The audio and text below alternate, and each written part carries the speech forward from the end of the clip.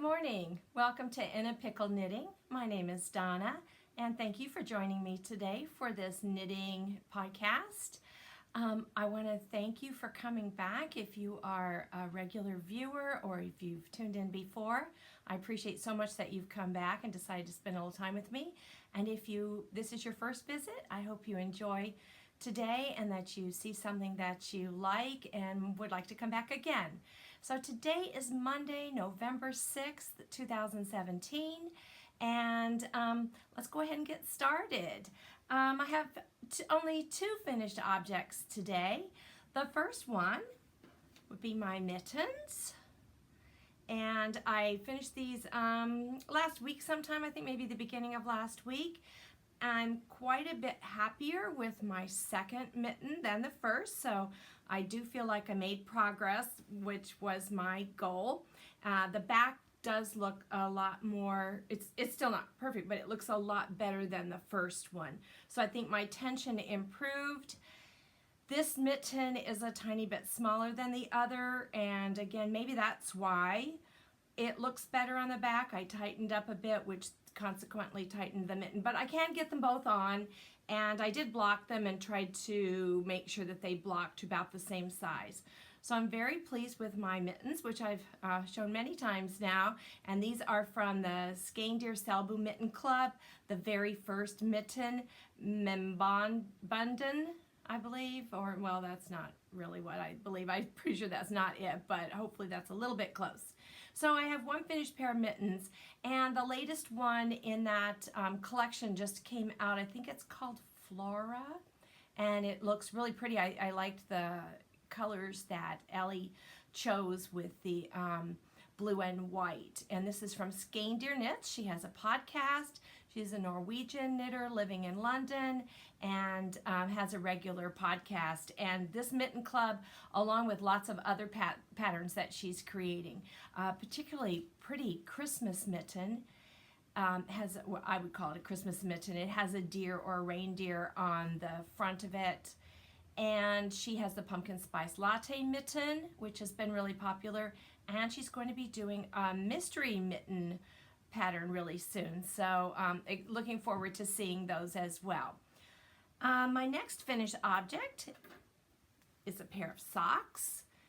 And if you've tuned in before, you'll know I was knitting these for my cousin.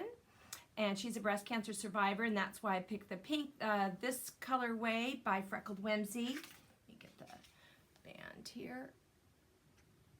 It's called Pretty in Pink and 16 Candles. I finally figured out from the back that one colorway was referring to the little mini for the heels, toes, and cuffs, and the other for the stripes, or at least I think that's what it is. But this was, again, Freckled Whimsy. And this colorway came out last February, so I guess they intended it as a Valentine's, which it looks really pretty for a Valentine's sock. Let's see, I ended up not doing the heel. I do an afterthought heel, especially on striped socks. I had intended to do the pink in the heel because I wanted pink to be a little bit more predominant, but I also like, for whatever color is where I'm going to insert the heel, I like to pull the yarn and have it start with the same color. And I also wanted pink to be the next color in progression here. So this color comes before the pink. So when I did this color, I put the toe in. And when I measured back, I couldn't put the heel either of these two places. So I thought, well, I will just match it up like I usually do and do the self-striping color. I like the way the heel comes out then. It has kind of this little target look to it. But anyway, those are finished, so now I can get them in the mail to her. And I had gotten the idea to do something in October for breast cancer survivors or breast cancer awareness from the Grocery Girls, and then I forgot to go post it in their October thread, so that's okay, no problem. Let's move on to works in progress. And I remember talking to you a while back about some yarn I had ordered from the Lay Family Yarns over in England, and the colorway was called Bake Off, and that is a program on well, it was BBC. I think it switched to something else this year, over in England, and I just love that show. And so when I heard there was a yarn with that name, I ordered some. And then Kelly from Lay Family Yarns sent an extra sock set in the same colorway as a prize for the for something that I wanted to use for a prize. And so I am going to pull today for that prize and be sending out a sock set that includes the skein and a mini. I did not use the mini on my socks. I decided I really wanted the bake-off color in this pair of socks to be all the way through. So here they are. I'm doing them 2 at a time, so they're pretty well connected here. I can't really get them apart, but let's see if that's not too washed out from the sun. That's pretty close.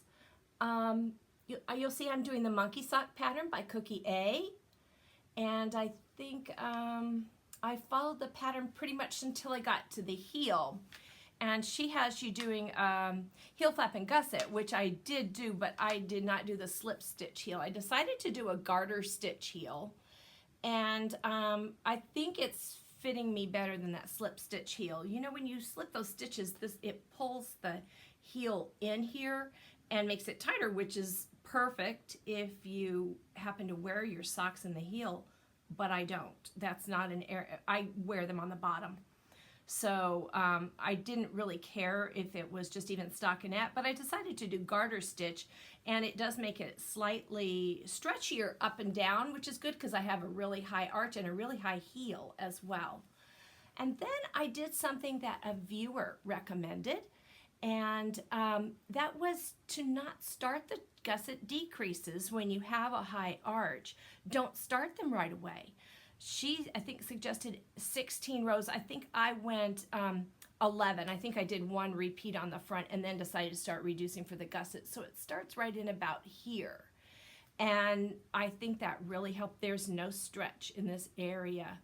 Right. So between the two things, not having a heel that gets pulled farther back, which will give more stress here, and not starting to decrease right away, those two things made the sock, and the lace too, made the sock fit really well across the arch. So now I just have to, I finished the decreases for the gusset, finish up the foot, and put in the toe, and I'll be putting a rounded toe in on these. So I hope to finish these rather quickly. So these are monkey socks in the bake-off colorway from Lay Family Yarns. My next work in progress, it took me a while to decide what to cast on next in the way of a shawl. I had wanted to, or thought I might do the surprise shawl by Curious Handmade, Helen Stewart of Curious Handmade. And I do still have that in my plans, but decided I wanted to knit it from stash yarn as much as possible. And I don't find I have anything in my stash that will work because this yarn, shawl pattern takes about 150 grams of yarn to do the main color, and then it uses 5 minis for pops of color. Well, I happen to have 150 gram skein of sock weight yarn that I would love to use for a shawl. It's the reason that I bought this particular skein of yarn, but I don't have any minis that will pick up any of the colors that are in that skein. So I have come up with something, but I had to order some yarn for it, and I hope it'll come soon. But in the meantime, I wanted to start another shawl, and I decided, I looked at my yarn, or I was looking at it when I was looking for the yarn for the surprise shawl, and I found this yarn that I had bought last January to knit a shawl with, and I had never knit it, and I don't remember right now why I didn't knit it at the time when I bought it, because that had been my intention, but for whatever reason I didn't. The yarn is from Knit Circus Yarns, and it's Fairy Dust is the base, 75% superwash merino, 20% nylon, and 5% silver poly, it says, which would be the stellina. So as you can see, it's a gradient, and it does, I can see the speckles there on the monitor, so I hope you can as well. See that it is a speckled yarn, and I'm enjoying the yarn very much. The color is called Chance of Flurries Variation. So here's a picture of the Kindness Shawl, designed by Jala Shapiro for Knit Circus Yarns. I decided to do mine in the opposite. I'm not positive if this is the exact same colorway. The colors seem off, but again, you know, it's printer and the monitors and everything. So I'm not sure, but they started with the dark, and it's a top down. So they started with the dark and are moving towards the light. And I decided instead to start with the light and move towards the dark. So far I am about 2 or 3 rows away from the second section. The shawl is essentially in this stockinette eyelet section, and then there's this mesh lace, and then there's the other lace pattern. So I'm about 3 rows away from the mesh lace pattern. It'll be a little bit hard to pull it out and show you because it really wants to roll right here. All that stockinette really wants to roll. I'm about 200 stitches in, and I think it's going to lay really nicely the way the increases have gone. You know, sometimes you get that little hump right here.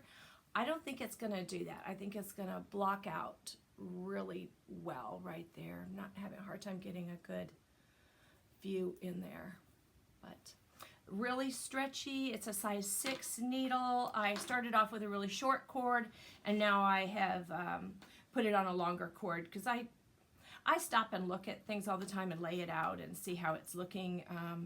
So I like to have a long enough cord that I can tell what it looks like.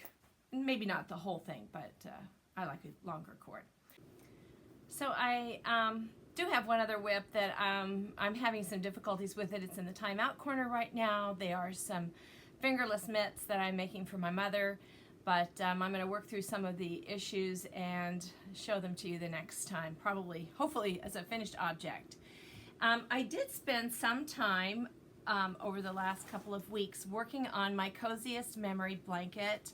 I had been really neglecting it, and I felt bad about that. I enjoy it so much. It's one of those projects that when I pick it up and start working on it, I really don't want to put it down and work on anything else. It's always one more square. But I finally stop myself when it gets to a nice rectangular or square shape. So I'll just briefly show it to you. I'm not going to go through all of the yarns that I use because, again, they're just my scraps. And I will show you, though, I did put a progress keeper there, and I put it there to denote that is going to be the center of the blanket. So now I have the decreases along that center decrease line all coming together there. So I've done a lot this direction, well, not a lot, but most of it that direction, and only 1 row above that center. So what I'm going to do is make it the same size on the top as it is on the bottom, and then I've written out a plan for, I'm going to work then on 2 side strips and then across the bottom until I get it to the size I want it. And that was so that I could stop at any place if I decided for whatever reason that was big enough. I didn't want to have that centerpiece be off, so I want to get everything squared up or rectangulared up, so to speak. And I always enjoy working on this blanket. I find each square to be a lot of fun, but I must be pretty slow because it does take me over an hour to do each square. And I hear other podcasters talk about how much time they spend doing a square, and I must be pretty slow. So maybe that's a reason for my progress has been slow. So that's what I've been working on for the last little bit. I thought it seemed awfully strange I hadn't gotten that much done, but then remembered spending a couple of days just putting squares on the blanket. So let's move to our next segment. So our next segment is our book talk, and today's book is a knitting book. It is called Lester's Dreadful Sweaters by K.G. Campbell, and you'll see this lovely sweater on the cover of the book, and that is really what this book is about. The family inherits an aunt of whom they're not quite sure who's related to her, but she moves into the house and starts knitting sweaters for Lester. He's less than thrilled with them. They are unusual sweaters, to say the least, and he manages to contrive some way for it to become no longer wearable whenever he gets one of these sweaters, but she's quite a quick knitter and just knits up a bunch more. So the story goes on and on and on, and ultimately there is someone who needs these wonderful sweaters that Lester's maybe aunt, maybe not his aunt, has been knitting for him. So this is a nice book to share if you have a little one, a young child who might appreciate the humor in it, and that the sweaters are a little unusual. If you'd like to win a copy of this book, and I have been sending project bags, but I found I really want, this is a hardcover book, and I really want it to fit in a particular envelope, and a project bag won't fit in that envelope. So I do have something else instead to put in there, and it is one of these, it's Flower Power collection from Knitting I Love. It's a pouch, and I have one that I use. It has a little hole here for your needles to go through, and then this snap, I don't want to take it out to show you, but then the snap will hold, take your circular cords and wrap them around, and it keeps your needles safe in this little container of sorts. And it's very soft. It's made out of a squishy kind of a felt-like material, and very nicely made. So I will include that along with the hardcover book, Lester's Dreadful Sweaters, and there will be a thread in the Ravelry group, in a Pickle Knitting Ravelry group. If you join our group and answer the prompt, and I will have a prompt written there, and you can answer the prompt, and that will be your entry into the drawing.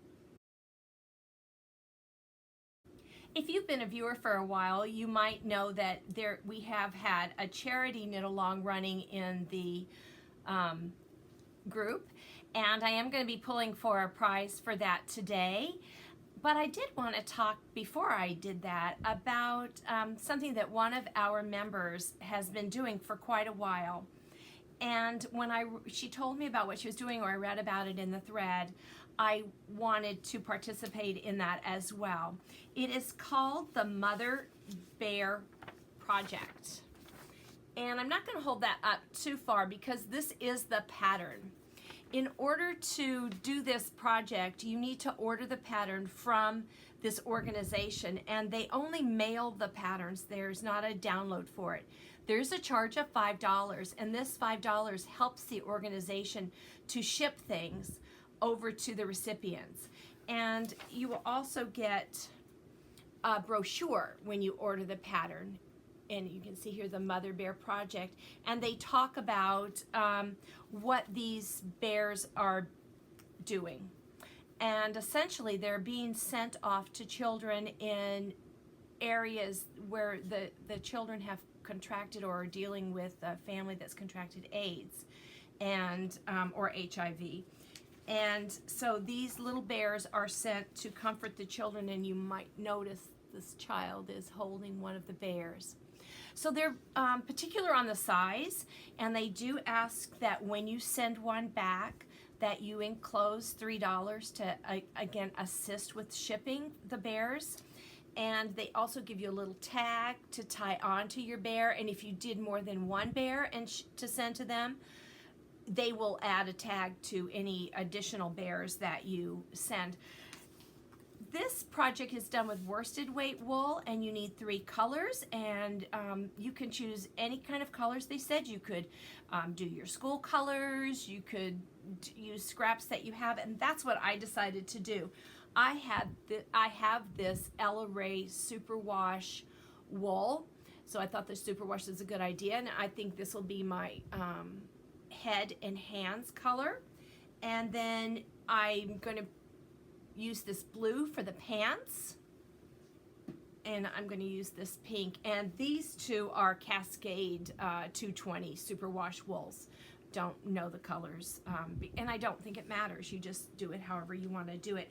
And I believe you can even knit a scarf to put around the neck, or maybe an I-cord tie with a bow for around the neck. So I'm going to get started on one of these and send it off to this organization. I thought maybe you would like to hear about that as well. So I will put address down here of where you can contact the organization, and again, they mail you the pattern, and that $5 helps them. So that's they ask you not to share the pattern, of course, because they need that as part of their revenue. Things don't ship cheaply. So I want you to know about this Mother Bear project from one of our members. Okay, we're ready for some giveaways and giveaway drawings. The first one I'm going to do is the sheep to sweater drawing, which includes a project bag, and I forgot to bring that with me, but that will be in the envelope as well. And this is the From Sheep to Sweater book.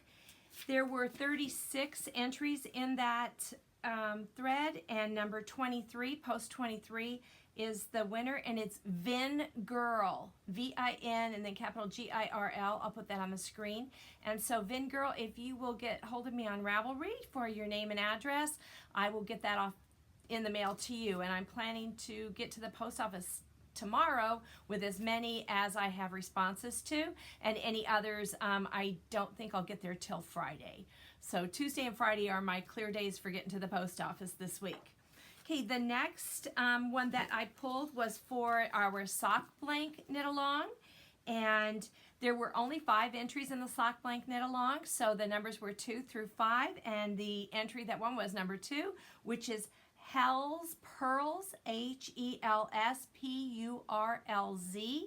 and that was to win this Andre Sunit's sock blank with the chickens, and there is a coordinating mini for your heels, toes, and cuffs if you want to use it that way. So if you can get hold of me on Ravelry, I would appreciate it. Our next one is our Agatha Christie knit along, and in that one there were 12 posts. So I put in 2 through 12, and number 3 was the winner, and that is Not Cindy, K-N-O-T, Cindy. And you're winning this Cauldron of Colors Agatha Christie colorway. It is called Aunt Jane's China, and there's also a little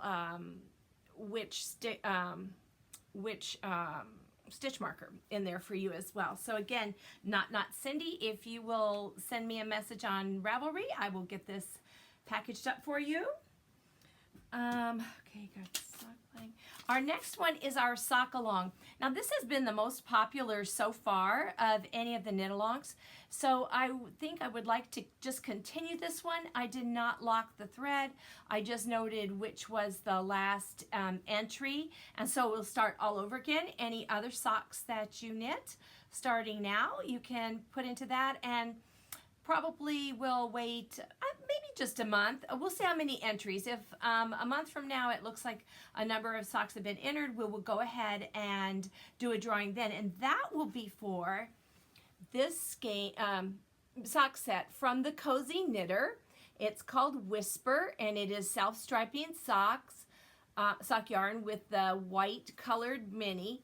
Now, I'll tell you, this is mine. I belong to the Cozy Knitters Sock Club, but one of our members also belongs to this club, and she said this was not a color she would knit for herself because it's very light and she just prefers different colors. And you know, when you're in a club, you don't know what you're going to get. And I have occasionally I get a skein from a club that I might belong to that's like, that's not really something I'm going to use. And you know, you might hold on to it thinking something might come up to use, but she was pretty sure that this wasn't something she was going to use. So she's sending me hers. It hasn't come yet, so I thought, well, I'll just show you mine. And it is the same thing, and so that will be the prize. So that was very generous, and I appreciate your generosity to the podcast so much, and encouraging others to knit with some self-striping sock yarn for socks. So anyway, for the sock knit along that I'm drawing for today, the prize was, and again, it's all wrapped up, so you can't see it, but this was the Bake Off colorway from Lay Family Yarns. Then I showed you my monkey socks as a work in progress. So it's the same yarn, and it has a gray mini. I did not use my mini. So the winner of this, there were 51 entries in the sock thread, and so I put in 2 through 51, and number 19 won. So this goes to She That Knits. So if you would get hold of me through Ravelry, and I will get this mailed off to you. Let me see. Then we have our Stuffy along, and this has been going from the very beginning. I remember sharing with you the book Phoebe Sweater and showed you the little Phoebe doll that I knit up, and I put together a package that includes that hardback book, Phoebe Sweater, along with all of the yarn and materials other than needles necessary to knit your own Phoebe doll and sweater. And so in the Stuffy along, we had 13 entries. So I put in between 2 and 13, and number 4 won. That is poolside, poolside. And so for the Stuffy along, excuse me, reaching down, this is all boxed up. I have some stuffing for you. The book is under there, buttons, and some of the black yarn needed for the embroidered face, and then the brown sheep company wools that you will need to knit that. So if you will get hold of me poolside on Ravelry, I will get that box off in the mail to you as soon as I hear from you, Tuesday or Friday. Okay, by Tuesday or Friday, or if I don't hear from you, sometime after that. The next one, so we've done stuff. Oh, the charity make-along. We had 12 entries in that thread, and so I put in 2 through 12, and number 7 came up, and that is Min, M-I-N, Knit Shawl. Min Knit Shawl. If you will get hold of me, you are winning this bag of cotton yarns. I have one that's suitable for a hat, some preemie hats, some knitted knockers, the yarns for those, or whatever you'd like to do with these yarns. And I also had a project bag that went along with that. So that was our charity make-along. So Min Knit Shawl, if you will get hold of me. And I'm looking around to make sure that I drew everything. And of course, the next time we talk, I will do the drawing for Lester's Dreadful Sweater, along with the Knitting I Love needle protector for your knitting bag. So those are our prizes and giveaways and drawings for this time. Okay, to finish things up here today, first I'll tell you that we're not going to have a cupcake today. I don't know if we're going to have a cupcake again in the future. I told you last time just baking them was a process, but just even trying to get the recipes all typed in, I hate to sound so lazy, but it's starting to make the podcast more of the podcast about me getting all of that done than the things that I really want to talk about. So I think for today there's no cupcake, and maybe it'll just be an occasional thing. I want to remind you though, we do still have some knit-alongs going on out there. We have knit-along for shawls, and the socks will continue, so just go ahead and keep posting in that one. And we have the mitten along. So if you want to join any of those, please note that there's a chatter thread and finished object threads, and I think I put dates in there for ending or approximate dates, keeping in mind that if I said the end of October, I really wouldn't draw for a winner until the morning I'm podcasting. In fact, I stopped the podcast to go and do that today. So that just always would give you maybe a little bit of leeway, though you might not be sure exactly when I'm going to podcast. Neither am I half the time. Today's kind of a struggle. It's Monday, and I don't usually do Monday. That's not the best day, but Wednesday and Thursday are my other 2 good days. These are mornings when my grandson's in his preschool class. But Wednesday and Thursday this week, I'm actually working. And I know that I've told you I am retired, but in my county, there is a retirement opportunity program whereby if you retire early, you can have your retirement income supplemented, and the supplement is quite generous. And then in return for that, you come back and work every year for 20 days.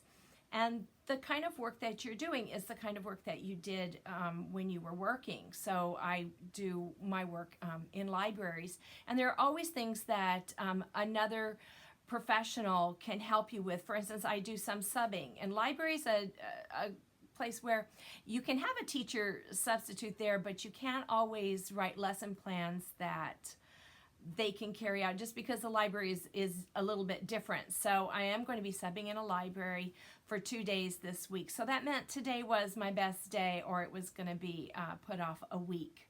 Tuesdays and Fridays are not good for podcasting for me.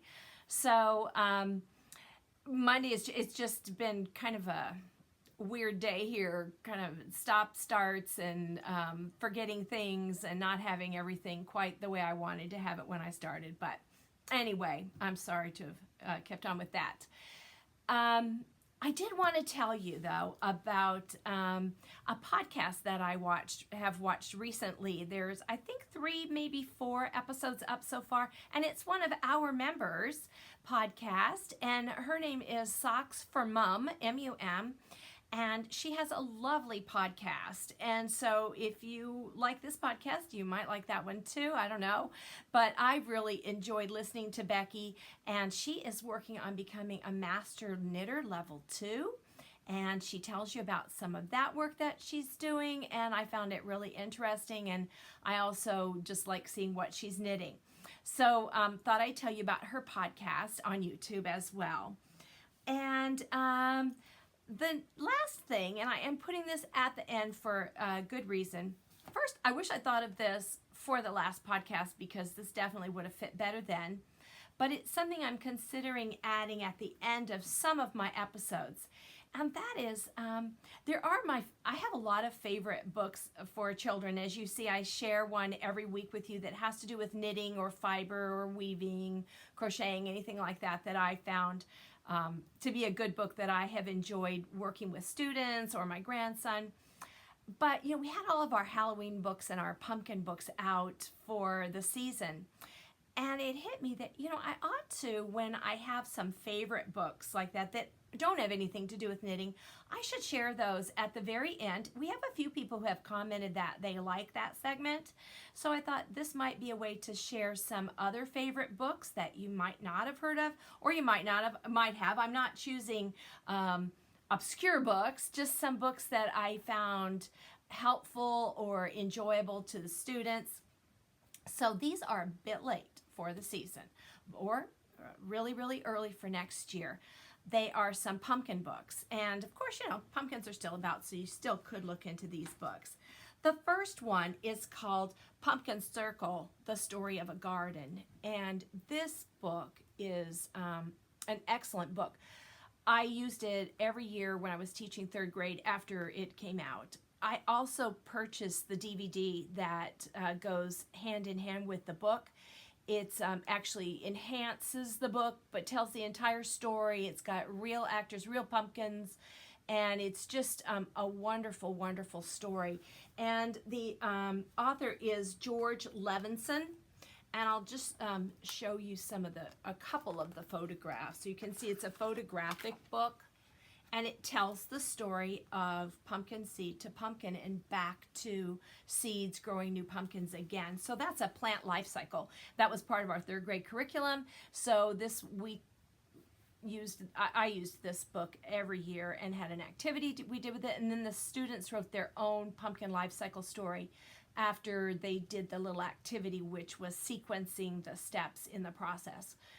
So this is a wonderful book, and I really liked having the DVD because when we were all done with our writing and sharing the writings, I would show that to the kids, and it was just a nice way to close off what we were doing. But I also used another book because this is then a fiction essentially telling the same story. It's the pumpkin life cycle, but it is told as a fiction story, and it especially gets into the decomposition process, and decomposers are parts of food chains. So if you're teaching anything with food chains, this is, it's a plant life cycle, but also going through the decomposition process, which is important. But I love this book. I love the illustrations. I love the way it's told. The verbiage is poetic, not entirely, but just very nice phrasing. And the little boy carves a pumpkin and names him Jack. And at the end of the book, of course, he ends up discarding this smelly, rotting pumpkin into the yard. It gets covered with snow, but some seeds are left behind, and he gets a new plant. And when he carves that pumpkin, it's "Welcome back, Jack." And I find it a lovely story. And these two go very nicely together. You've got the true nonfiction, and then you've got one that is a fiction story. So that's a little segment that I won't put every week, but when I have books I'd like to share with you, I will throw that at the end, and those who aren't interested, of course, can flip that part off. If you've stuck with me today, I so appreciate you watching. I'm happy if you've come back again. I'm so happy that you're a return viewer. Our membership in the group has grown. It's close to 225 members. So I'm seeing in the future maybe another drawing for our membership. And on YouTube, almost 650 subscribers, which is, again, I can't think of another superlative. It's astounding to me. And so I'm thinking that, again, soon we will look for maybe a drawing for our subscribers out there. So thanks again for watching me today. I hope you enjoy all of the things that you are crafting on today. Bye-bye.